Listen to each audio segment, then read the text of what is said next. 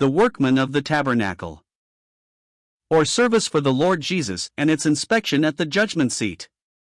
Exodus chapters 35 to 40. We wish to call attention again to what is rather significant. As an introduction to this section of the book of Exodus, we have the Sabbath brought in. It seems wholly unrelated to what has gone before or to what is to follow. Why then does the Lord speak of it in this place? This is the section which deals with the workers, with service. In Matt 11:28, Christ invites the heavy laden to come to him for rest. Then in verse 29 he says to those who have come, "Take my yoke upon you." The yoke is the symbol of service. But ere anyone can serve, they must have rested. The Sabbath means rest. It was God's creation rest.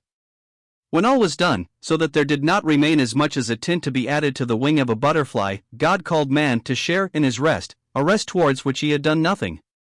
So the sinner is invited to share in the redemption rest, of which the Sabbath was a type.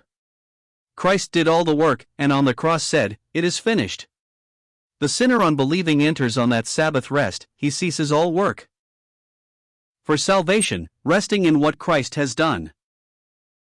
How suited then is this mention of the Sabbath at the beginning of this portion of the book of Exodus, reminding us of the fact that all whom God calls to service know rest in Christ from the burden of guilt and sin. Of all the workers, one is singled out for special mention, and that one is Bezaleel, who seems to have been a master workman, whom we doubt not speaks of our Lord Jesus, who said in Matt 26:18, "I will build my church."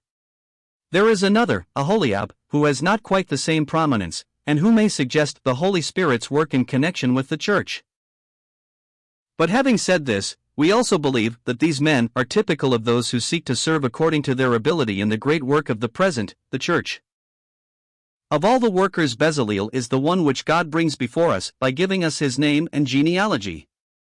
Again we ask, why is this? Is it not that he is the type of all workers for God? We will begin with his grandfather's name, Hur. Hur means noble or free-born. This is an absolute qualification for all true workers. Free-born. They were not that by their first birth, for they were born slaves of sin and Satan. Our hearts resented this, just as did the Jews in John 8 verse 33, when they said, "We be Abraham's seed, we were never in bondage to any man." Thank God our new birth enables us to say, as Paul did to Chief Captain in connection with his Roman citizenship, "I was free-born." Uri means, light of Jehovah.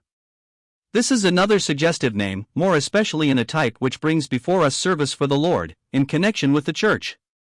It recalls our thoughts to the sanctuary light, that in which the priests ministered. The greatest need of the present is that of men who Elijah-like stand before God and seeing things in his light, speak out, caring not for the frown or favor of men. In Jeremiah's day God had to say of some, "I have not sent these prophets, yet they ran, I have not spoken to them, yet they prophesied," Jeremiah 23 verse 21. Again in the next verse we read, "But if they had stood in my counsel, and had caused my people to hear my words, then they should have turned them from their evil way, and from the evil of their doings." While we have here a picture of the clergy of Christendom, it may well speak to those who have taken a more scriptural position. Addresses which are sound enough, but lacking in power, because of not being in God's counsel, will never stem the tide of worldliness which is swamping the Lord's people on every hand. Bezaleel, in the shadow of God. This name suggests the words of the true Bezaleel, our Lord Jesus, in Isaiah 49 verse 2. "He hath made my mouth like a sharp sword, in the shadow of his hand hath he hid me, he hath made me a polished shaft, in his quiver hath he hid me." But the grace of self-effacement, which shone so very blessedly in Christ, we see also in his servants in the New Testament. The Baptists, "He must increase, but I must decrease." John 3 verse 30. The Apostle John's hiding himself by using the expression, "the other disciple whom Jesus loved," John 21 verse 20, and Paul's, "not I but Christ," Galatians 2 verse 20, and hiding himself in 2 Corinthians 12 verse 2, when referring to the visions and revelations which he had received, by saying, "I knew a man in Christ."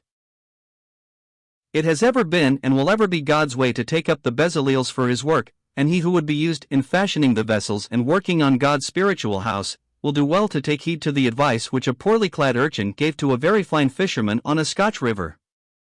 This man had everything that an up-to-date fisherman required, but as he fished the river up and down, not a bite was he getting. This little chap with a homemade outfit was pulling out the fish right along. At last this fine fisherman approached the lad to find out why this was so. The lad replied, "If ye wad catch fish, ye maun hide yoursel." That was the secret, so he lay low on the grass, and let the fish see the bait, but not himself. So this man Bezaleel is the type of all servants, as we have seen, suggesting first the new birth, second, walking in the light, and thirdly, keeping in the shadow, letting Christ and not himself be seen. Bezaleel and Aholiab and their fellow workers. Exodus 35 verse 34. There was a place among the workers of the tabernacle for everyone who had a willing heart. Again and again we get this in chapter 35. But among these workers Bezaleel filled a most important place, as we read, and hath put in his heart that he may teach, both he and Aholiab, the son of Ahisamach of the tribe of Dan. As they wrought they instructed others also to the work. This is what we get in Ephesians 4 verses 11 and 12. We have 5 gifts in this passage, 2 of them are no longer among us, as we read in chapter 2:20, and are built upon the foundation of the apostles and prophets. And to prophets. While the men are gone, their work abides for us in the word. But evangelists, pastors and teachers remain, and will till the church has been completed. Those to whom God has entrusted any of these special gifts, as they exercise them in the assembly, serve a twofold purpose. They edify the body, and also they fit others for the work of the ministry. That is the meaning of verse 12, for the perfecting of the saints, unto, with a view to, the work of ministering unto the building up of the body of Christ. R.V. As the evangelist preached the gospel to the world, and the pastor and teacher exercised their gifts in the assembly, younger men had before them the example, and in the teaching they were getting fitted to do that work themselves in a future day.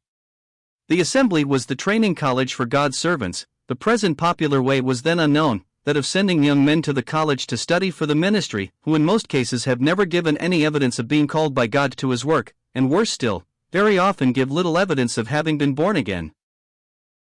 But even if they were really saved and gave evidence of having been called to the work, what a difference there is between sitting at the feet of those whom God has called and fitted for his work, in the building up the assembly, and going to an institution where men steeped in modernism do their best to instill into the minds of their students soul-destroying errors. The present revolt against the foundation truths of God's word is very largely due to this very thing. God puts no premium on ignorance. In the past he has needed educated men, and still does. But when he needs them he knows where to get them. He will do as he did with Paul, save some young man, who has finished his college course perhaps for medicine or law, and send him into his work. That is what he did with Paul. In his providence he allowed him to sit at the feet of the most famous teacher of his day, and with his splendid education he was able to stand before governors, kings, and the learned of the earth. And having saved him, he sent him into Arabia for 3 years, that like Elijah, he might learn God, and get rid of the glamour of earth, and see things in the sanctuary light. But let us never forget, that for one Paul, God needs 10 Peters and Johns, whom though the enemy saw that they were unlearned and ignorant men, yet had to acknowledge that they had the stamp of men that had been with Jesus, Acts 4 verse 13.